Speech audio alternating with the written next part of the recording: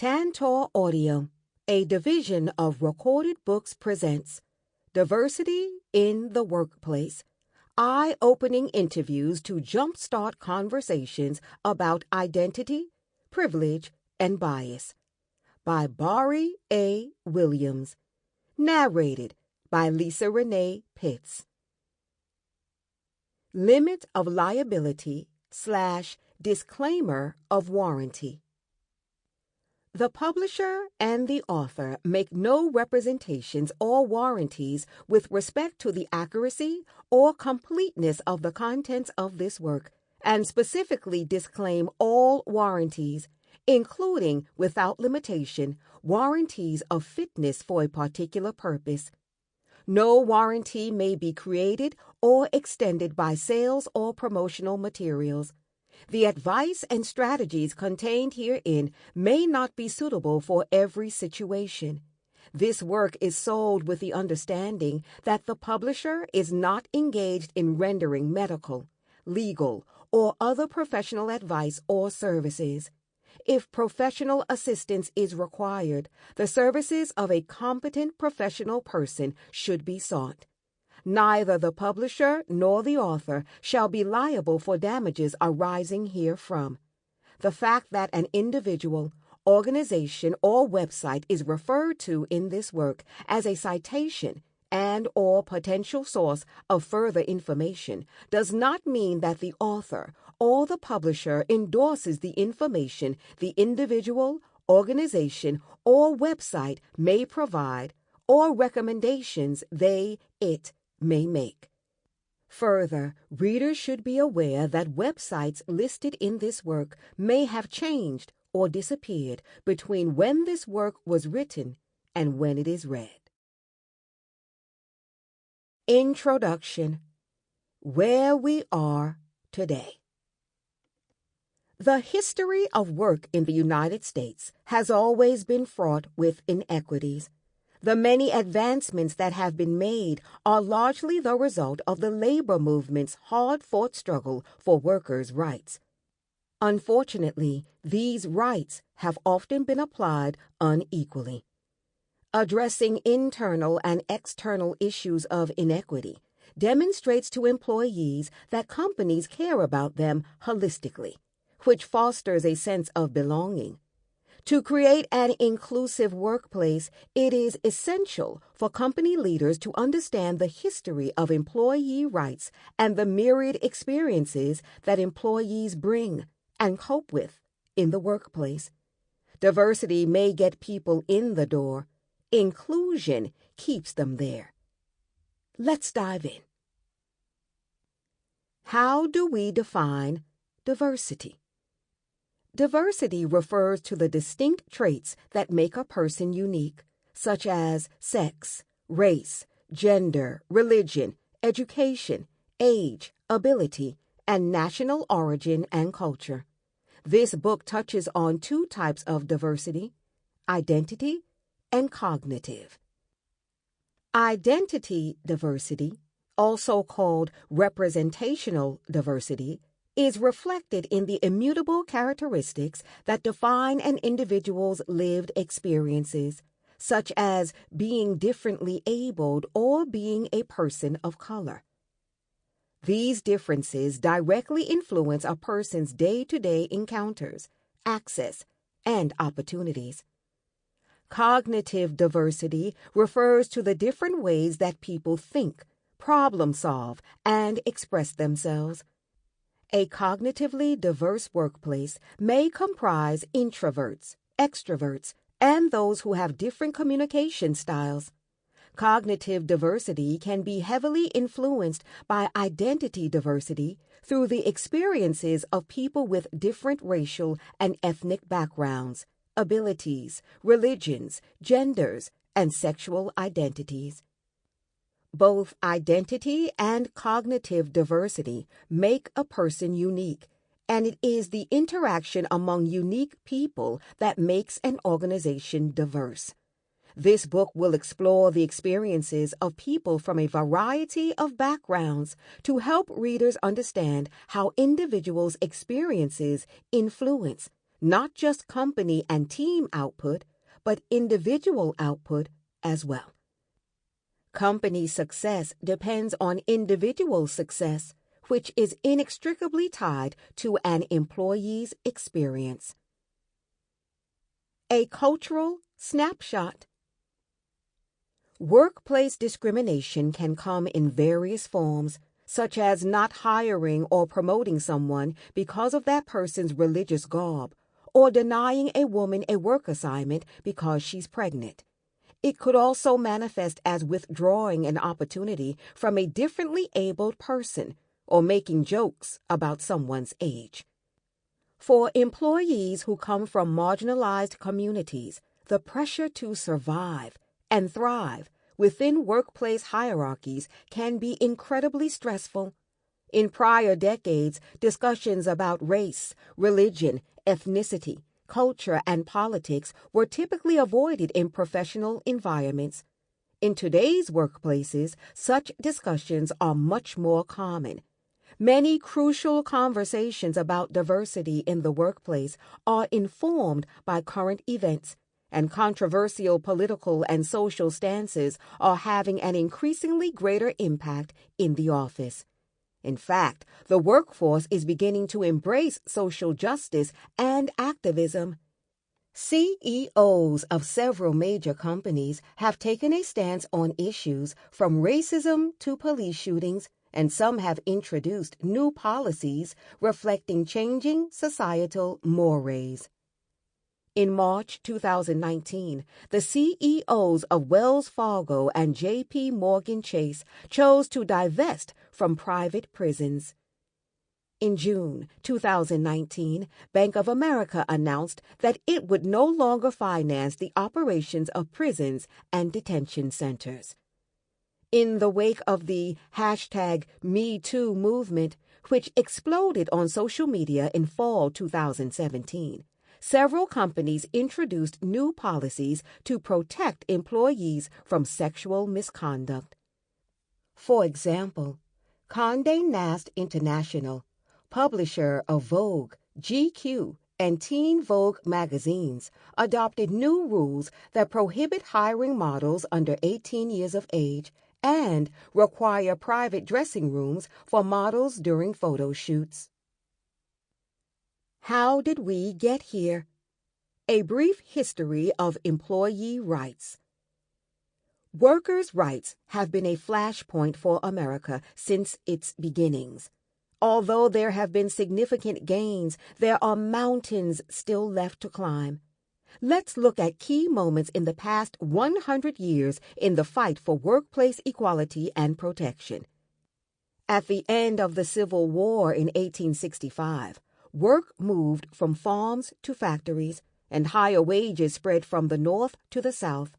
With the passage of the 13th Amendment abolishing slavery and the 14th Amendment granting citizenship to all those born or naturalized in the United States, the right to paid labor was seemingly available to all. However, restrictive laws known as black codes were implemented that limited the types of work black people could do in addition to when, where, and how they could do it. Women's rights were addressed with the passage of the Equal Pay Act of 1963, which amended the Fair Labor Standards Act of 1938 to ensure that men and women received equal pay for equal work. That mandate still has not been fully realized. The Lilly Ledbetter Fair Pay Act of 2009 stipulated that women could sue for pay disparity. This act was later nullified by President Donald Trump, who also announced the cessation of an Obama-era rule requiring businesses with more than 100 employees to collect wage data by demographics, gender, race, and ethnicity. President Trump's move means disparities are harder to track, and thus discrimination is more difficult to prove. The Civil Rights Act of 1964 sought to level the employment playing field by banning employment discrimination based on race, color, religion, sex, or national origin. The Act also created the Equal Employment Opportunity Commission, which oversees federal enforcement of anti-discrimination laws in employment, in addition to prohibiting the use of federal funds for any discriminatory program. Equal protection for those with different abilities was realized with the passage of the Americans with Disabilities Act of 1990, prohibiting discrimination against individuals with disabilities and ensuring they have equal access, rights, and opportunities. It also requires that employers provide reasonable accommodations. For example, work-from-home days for those with constant pain or limited movement, or modified workrooms and lighting for those with sight issues, if there is no undue financial burden. The final frontier in the fight for workers' rights is equal protection under the law for LGBTQ+ citizens. In May 2019, the Equality Act was passed. It amended the Civil Rights Act of 1964 to extend civil rights protections to LGBTQ+ employees. Many states now have laws to prohibit discriminatory hiring and firing practices based on gender identity and sexual orientation. How to use this book. Who can benefit from this book? Think of this book as a guided tour of what it means to be a minority in the workplace. Although executives can undoubtedly benefit from this book, it is geared toward business professionals at all levels. Ultimately, it's middle managers and peers who have the greatest day-to-day impact on the workplace environment. If you picked up this book because you are a member of a marginalized community, the interviews presented here can help affirm your experiences in the workplace. It's my hope that the stories will provide support and validation to those who may feel isolated in their experiences.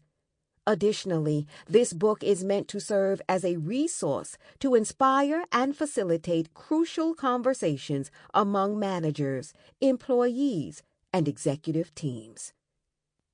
What this book is not. This book provides a snapshot of some workplace experiences born out of socialization, expectation, and learned behaviors that often result in inequitable treatment.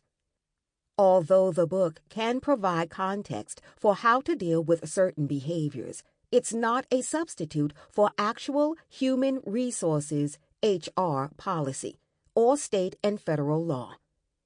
Keep in mind that the experiences captured here are in no way reflective of the entire workplace experience of an individual or group. This book is a starting point for examining issues that relate to diversity in order to increase awareness of bias. The interviews collected here are meant to inspire introspection and self-reflection that will lead to positive change. Life is intersectional. Although this book is divided into 5 categories of identity, the majority of interviewees claim multiple categories. This book recognizes and celebrates the different ways in which the interviewees choose to self-identify. It also acknowledges that some identities may take precedence over others, or that they can all be simultaneously influential. Many companies have embraced the adage, "Bring your whole self to work," to demonstrate that they encourage inclusivity for all employees. Being authentic at work means embracing all aspects of yourself. It means feeling free to engage in cultural expression, personal style of dress, and a communication style that works for you, and having the ability to contribute in a meaningful way. Environment matters. Be considerate in how you discuss these topics with colleagues. Approach such conversations with a spirit of curiosity, empathy, and understanding. Recognize them as a learning opportunity with something for everyone to gain. Consider who is present and what potential triggers might arise so you can provide a safe space for exchanges of ideas. Emotional triggers. Candid conversations require participants to acknowledge that discussions about diversity are likely to elicit strong emotions. Recognize the vulnerability of minorities as well as the discomfort that people in positions of power might feel. Make space for everyone to process and feel the emotions that these conversations may spur. It's also important to understand the difference between feeling comfortable and feeling safe. Use language that is appropriate to emphasize the idea that exploring uncomfortable realities is a necessary element of change. Be cognizant that not everyone has the appropriate language to describe what they are feeling or observing. Creating a space for these conversations also means recognizing that some colleagues may not have the right vernacular but are willing to learn. Key terms. Ally. An individual who contributes time, attention, and/or financial support to a minority organization to amplify and support the agenda of minority voices seeking equity. Cisgender. Cis. A term for a person who identifies as the gender that corresponds to the sex assigned to them at birth. Cis is the opposite of trans. C-suite. An informal term used to describe the most senior executives and directors in a company. That is, CEO, COO, and CFO. Diversity, equity, inclusion, and belonging. In the workplace context, diversity refers to the number of people who represent various demographics. Equity determines if people are treated equally, including pay rates, once inside the organization.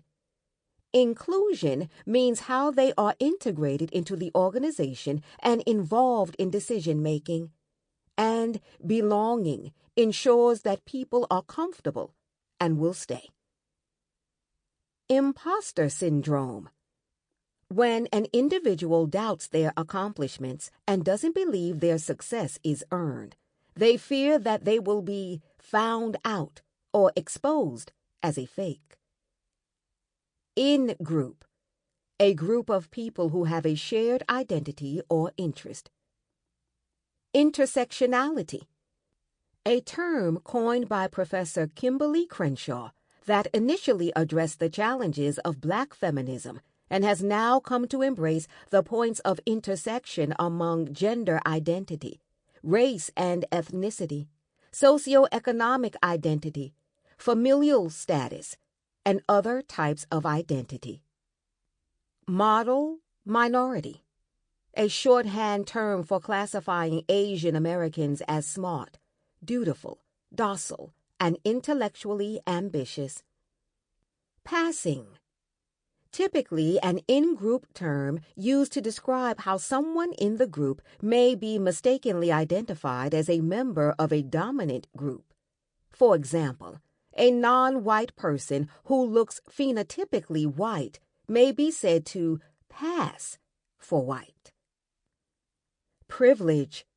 A special right, advantage, or immunity granted or available only to a particular person or group. Respectability politics. What members of a minority group engage in when they police themselves on the basis of the majority group's values. Instead of embracing their own differences, they attempt to conform under a misguided belief that doing so will protect them. Transgender. Trans. A term referring to people who identify as a gender different from their assigned sex at birth, or as any/no gender. Unconscious bias. Stereotypes, based on irrational beliefs that are not obvious to us. These stereotypes aren't always negative. A halo effect of unconscious bias inclines us to view our own gender or race more favorably than others. White savior. A white person who comes to rescue marginalized people from themselves, their neighborhoods, or their predicaments.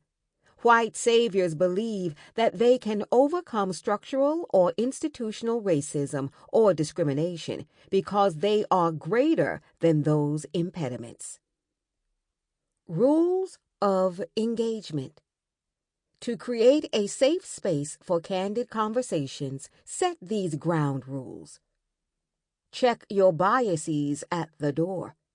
Give some thought to what preconceived notions you may have had about colleagues, and think about why you made those assumptions.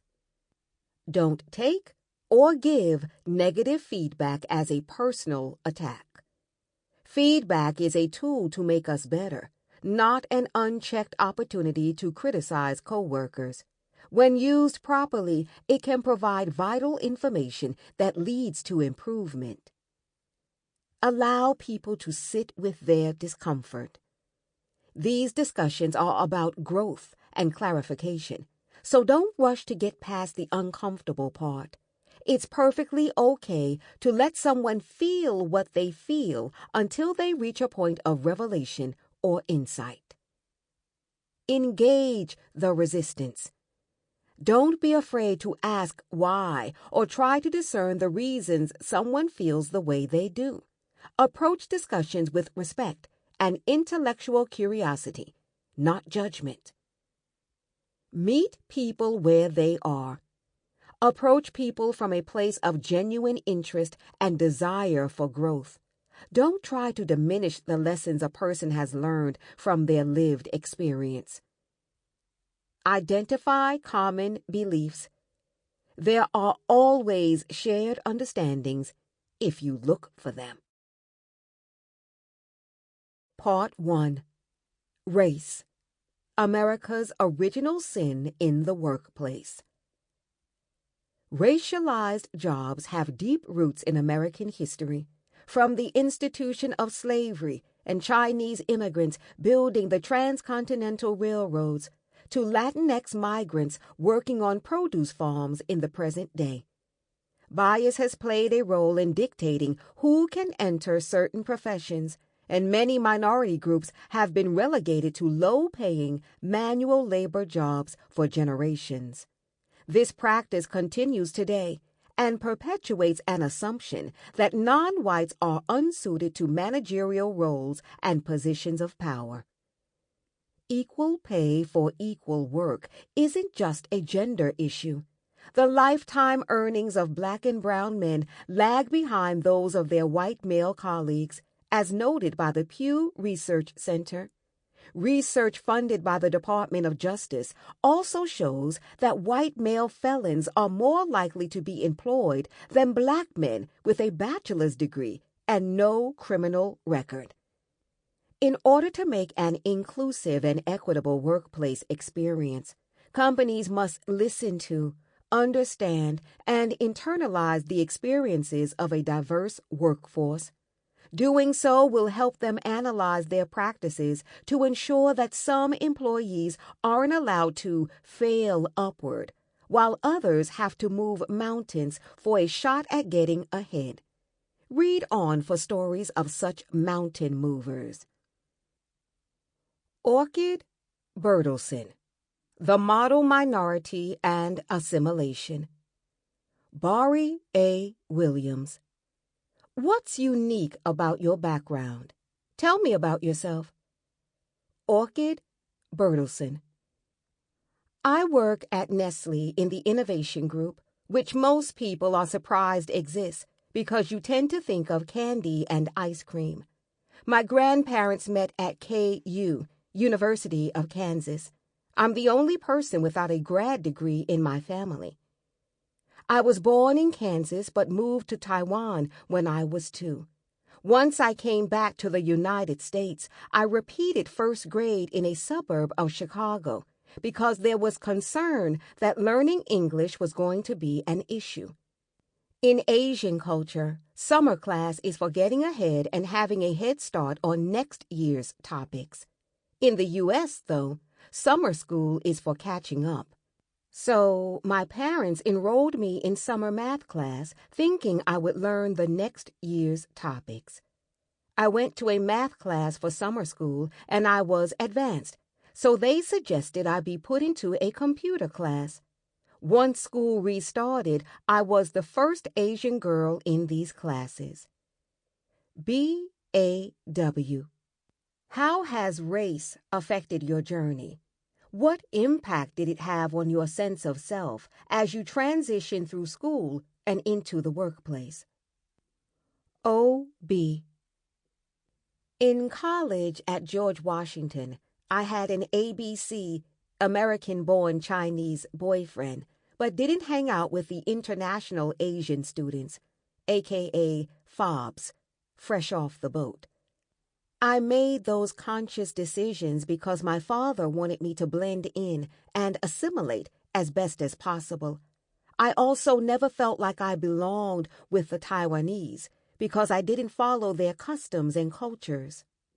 This led to me not developing an interest in the history of my culture, a curiosity about my culture, and honestly, to not bringing that into the workplace.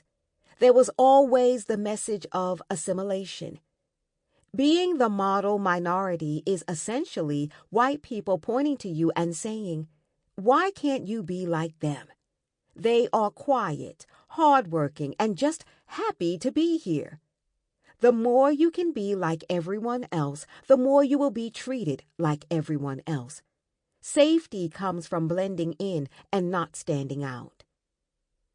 I've never felt like I fit in anywhere. Subconsciously, proximity to whiteness might be why I married my husband, Eric. So, after marrying a white man, it was interesting to learn to be Taiwanese for my daughter. Due to all of these previous experiences, I wasn't interested in my heritage to that extent, and the workplace told me to embrace dominant culture and not my own. Even going to a Chinese restaurant or grocery store, I won't order in Chinese because I don't want to be judged. There's a whole notion of identity and community and what that all means. It's frustrating that my husband can logically understand the idea of the privilege he has, but never truly understand the full impact of it. In Asian culture, the definition of beauty is still built upon white culture.